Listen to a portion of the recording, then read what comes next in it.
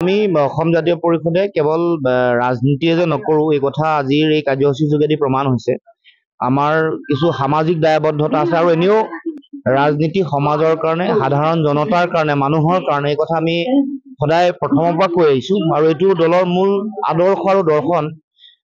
এই মূল লক্ষ্য আৰু উদ্দেশ্যক লৈ আজি এটা শিক্ষামূলক ভ্ৰমণলৈ ওলাইছে, বিশেষকে ৰঙিয়া সমষ্টি আৰু সাজু সমষ্টি, শুৱালকুছি সমষ্টি আৰু ৰঙিয়া সমষ্টি দুয়োটা সমষ্টিৰে প্ৰায় 80 গৰাকী ছাত্ৰ ছাত্ৰী, অভিভাৱক অভিভাৱিকা, তাৰ লগে লগে আমাৰ এই গোটেই অসম জাতীয় পৰিষদৰ গোটেই শিক্ষামূলক ভ্ৰমণৰ কাৰ্যসূচীটো সামগ্ৰিকভাৱে উদ্যোগ লৈছে আমাৰ দলৰ সভাপতি দুলু আহমেদ ডাঙৰীয়াই।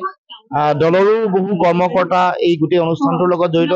আপোনালোকে জানে যে শিশু দিৱসৰ দিনত আমি দিনটোত দুয়োটা সমষ্টিত, ৰঙিয়া সমষ্টি, সাজু শুৱালকুছি দুয়োটা সমষ্টিতে আমি চিত্ৰাংকন প্ৰতিযোগিতা আয়োজন কৰিছিলো আৰু ইয়াত যিসকল বিজয়ী, যিসকল প্ৰতিযোগী, তেওঁলোকক এই শিক্ষামূলক ভ্ৰমণৰ কাৰণে আমি সুযোগ প্ৰদান কৰিছিলো আৰু সেই যি আমাৰ উদ্যোগ আছিল সেই উদ্যোগৰ ফলশ্ৰুতিতে আজি দাৰ্জিলিঙলৈ এই দলটো যাব শিক্ষামূলক ভ্ৰমণৰ কাৰণে। গতিকে মই সকলো ছাত্ৰ ছাত্ৰীক আন্তৰিক শুভেচ্ছা জ্ঞাপন কৰিছো, কাৰণ ভ্ৰমণে সকলো ছাত্ৰ ছাত্ৰীৰ অভিজ্ঞতা বঢ়ায় আৰু এনেও ভ্ৰমণে মানুহৰ মনত অভিজ্ঞতাৰ যোগেদি শিক্ষা, জ্ঞান এইবোৰ বৃদ্ধি কৰে।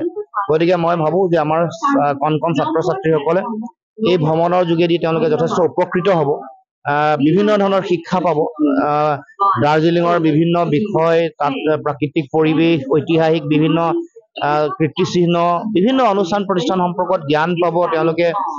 বিনোদনৰ লগে লগে তেওঁলোকৰ জ্ঞানো আৰ্জন হ'ব বুলি মই আশা ৰাখিছো আৰু সকলো ছাত্ৰ ছাত্ৰীক মই আন্তৰিক শুভেচ্ছা জ্ঞাপন কৰিছো আৰু এইটো তেওঁলোকৰ শিক্ষাৰ এটা অবিচ্ছেদ্য অংগ এই ভ্ৰমণটো হিচাপে পৰিগণিত হ'ব বুলি মই আশা ৰাখিছো। আমি অসম জাতীয় পৰিষদে কেৱল ৰাজনীতিয়ে যে নকৰো এই কথা আজিৰ এই কাৰ্যসূচীৰ যোগেদি প্ৰমাণ হৈছে। আমাৰ কিছু সামাজিক দায়বদ্ধতা আছে আৰু এনেও ৰাজনীতি সমাজৰ কাৰণে, সাধাৰণ জনতাৰ কাৰণে, মানুহৰ কাৰণে এই কথা আমি সদায় প্ৰথমৰ পৰা কৈ আহিছো আৰু এইটো দলৰ মূল আদৰ্শ আৰু দৰ্শন। এই মূল লক্ষ্য আৰু উদ্দেশ্যক লৈ আজি এটা শিক্ষামূলক ভ্ৰমণলৈ ওলাইছে, বিশেষকে ৰঙিয়া সমষ্টি আৰু সাজু সমষ্টি, শুৱালকুছি সমষ্টি আৰু ৰঙিয়া সমষ্টি দুয়োটা সমষ্টিৰে প্ৰায় 80 গৰাকী ছাত্ৰ ছাত্ৰী, অভিভাৱক অভিভাৱিকা, তাৰ লগে লগে আমাৰ এই গোটেই অসম জাতীয় পৰিষদৰ গোটেই শিক্ষামূলক ভ্ৰমণৰ কাৰ্যসূচীটো সামগ্ৰিকভাৱে উদ্যোগ লৈছে আমাৰ দলৰ সভাপতি দুলু আহমেদ ডাঙৰীয়াই। দলৰো বহু কৰ্মকৰ্তা এই গোটেই অনুষ্ঠানটোৰ লগত জড়িত। আপোনালোকে জানে যে শিশু দিৱসৰ দিনত আমি দিনটোত দুয়োটা সমষ্টিত, ৰঙিয়া সমষ্টি, সাজু শুৱালকুছি দুয়োটা সমষ্টিতে আমি চিত্ৰাংকন প্ৰতিযোগিতা আয়োজন কৰিছিলো আৰু ইয়াত যিসকল বিজয়ী, যিসকল প্ৰতিযোগী, তেওঁলোকক এই শিক্ষামূলক ভ্ৰমণৰ কাৰণে আমি সুযোগ প্ৰদান কৰিছিলো আৰু সেই যি আমাৰ উদ্যোগ আছিল সেই উদ্যোগৰ ফলশ্ৰুতিতে আজি দাৰ্জিলিঙলৈ এই দলটো যাব শিক্ষামূলক ভ্ৰমণৰ কাৰণে। গতিকে মই সকলো ছাত্ৰ ছাত্ৰীক আন্তৰিক শুভেচ্ছা জ্ঞাপন কৰিছো, কাৰণ ভ্ৰমণে সকলো ছাত্ৰ ছাত্ৰীৰ অভিজ্ঞতা বঢ়ায় আৰু এনেও ভ্ৰমণে মানুহৰ মনত অভিজ্ঞতাৰ যোগেদি শিক্ষা, জ্ঞান এইবোৰ বৃদ্ধি কৰে।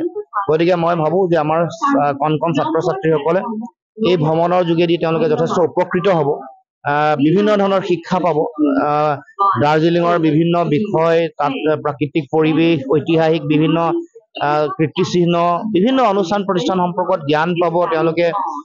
বিনোদনৰ লগে লগে তেওঁলোকৰ জ্ঞানো আৰ্জন হ'ব বুলি মই আশা ৰাখিছো আৰু সকলো ছাত্ৰ ছাত্ৰীক মই আন্তৰিক শুভেচ্ছা জ্ঞাপন কৰিছো আৰু এইটো তেওঁলোকৰ শিক্ষাৰ এটা অবিচ্ছেদ্য অংগ এই ভ্ৰমণটো হিচাপে পৰিগণিত হ'ব বুলি মই আশা ৰাখিছো।